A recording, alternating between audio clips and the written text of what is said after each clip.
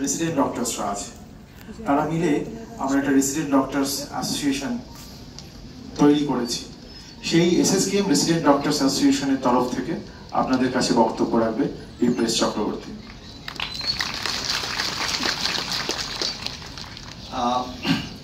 খুব বেশি তাত্ত্বিক কথা আমি বলতে পারি না, বলতে যাবো না। আমি বিপ্রেশ আইপিজিএমইআর থেকে 2020 থেকে 23 সালে এমডি জেনারেল মেডিসিন পাশ করেছি। বর্তমানে আমি এসডিএলডিতে ডিএম গ্যাস্ট্রোএন্টারোলজিতে পড়াশোনা করছি, ডিএম করছি। তো আমার সামনে উল্টো দিকটা আমি আরজিকর থেকে এমবিবিএস করেছি। তো যা ঘটনা প্রবাহ 9 তারিখ থেকে চলে যাচ্ছে, তার পরিপ্রেক্ষিতে আমার প্রচুর শ্রদ্ধেয় স্যার ম্যাডামরা সামনে বসে আছেন। তারা হয়তো ভাবছেন এই শান্তশিষ্ট ছোট ছোট ছেলেমেয়েগুলোর কি হলো, এরা তো পড়াশোনাই করতো, আমরা খালি পড়াশোনা করতাম, আমরা ওয়ার্ডের কাজ করতাম।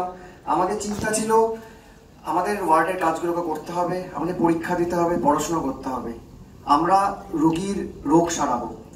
সেই ছেলেমেয়েগুলোই আজকে তাদের মেরুদণ্ড শক্ত করে এখানে এসে দাঁড়িয়েছে, সবাই একজোট হয়েছে এবং তারা স্পষ্ট করে সমাজের কাছে একটা বার্তা তুলে ধরেছে, শুধু রোগী নয়, সমাজের রোগ সারাতেও আমরা একইভাবে পারদর্শী এবং আমরা করে দেখাচ্ছি এবং আমরা দেখাবো। যে হাত দিয়ে আমরা বুপিভ্যাকিন ইনজেকশন দিয়ে স্নায়ুকে শিথিল করতে পারি, সেই হাত, সেই গলা দিয়ে সেই স্পাইনকে আমরা শক্ত করে দাঁড় করাতেও শেখাতে জানতে পারি। গোটা সমাজ দেখছে, গোটা দেশ দেখছে আমরা কি করছি এবং কি করতে পারি। এবং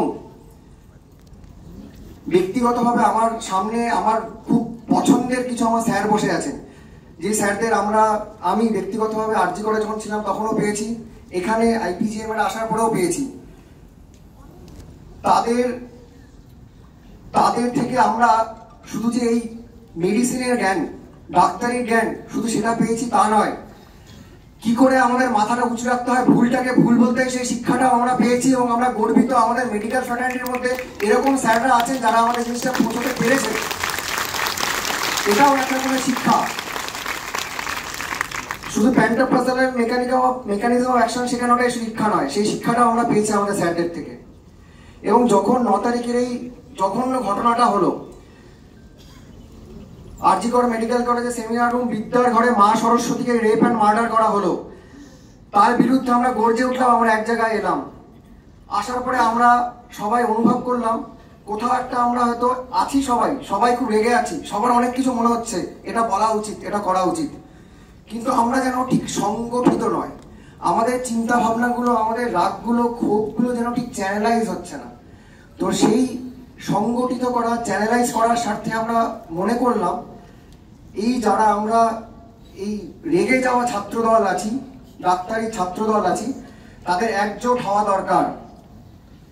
সেই একজোটটা হতে গেলে সবার আগে যেটা করতে হবে, কিছু রাজনৈতিক মতাদর্শে বিশ্বাসী এবং রাজনৈতিক রং নেওয়া নিজেদের ফায়দার ওটা লোক যারা আছে তাদের সবার আগে সরাতে হবে, যাতে করে আমরা অরাজনৈতিকভাবে আমাদের ভয়েসটা তুলে ধরতে পারি।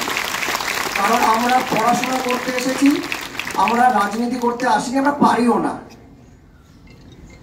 তাই সেই পরিপ্রেক্ষিতে আমাদের মনে হলো এই সংগঠিত করতে গেলে আমাদের নিজস্ব রেসিডেন্সির সময় আমরা বিভিন্ন সময় কিছু সমস্যা হোক, কিছু ইস্যু হোক, সবাই ফেস করে।